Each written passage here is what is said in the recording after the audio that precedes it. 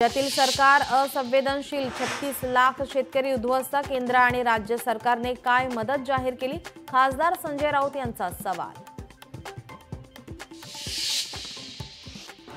सरकारने केवळ दिखावा करू नये, ठोस मदत करावी, शेतकऱ्यांना किमान 50,000 हेक्टरी मदत करा, वडेट्टीवार यांचं सरकारला आवाहन। विरोधकांनी नुकसानग्रस्त भागात काय मदत केली? मदतीच्या किटवरील फोटोवर विरोधकांनी केलेल्या टीकेवरून उपमुख्यमंत्री शिंदेंचा सवाल।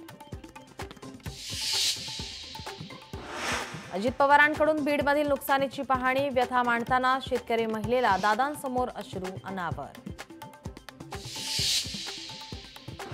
उद्धव ठाकरे आज मराठवाडा दौऱ्यावर, अतिवृष्टीमुळे झालेल्या नुकसानीची करणार पाहणी। पुढील 5 दिवस राज्यात मुसळधार पावसाचा इशारा, मराठवाड्यावरील संकट आणखी गडद होण्याची शक्यता, 25 ते 29 सप्टेंबर मुसळधार पावसाचा अंदाज। मतदाराची ओळख पटण्यासाठी नवीन ई-साईन फीचर, मतदार याद्यातील गैरप्रकार रोखण्यासाठी आयोगाची पावलं। महादेवी हत्तीणी संदर्भातल्या याचिकेवर उच्च अधिकार समितीकडे आज सुनावणी, संध्याकाळी 7 वाजता ऑनलाईन सुनावणीला होणार सुरुवात। मुंबईतील रस्त्यांच्या काँक्रिटीकरणाच्या कामाला 1 ऑक्टोबरपासून होणार सुरुवात, मुंबई वाहतूक विभागाकडून ना हरकत परवाना जारी।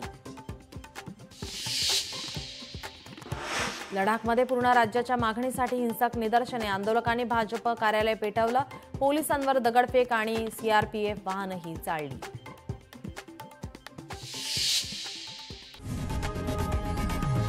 लोकशाही मराठी ऐका, पहा, जागरूक रहा।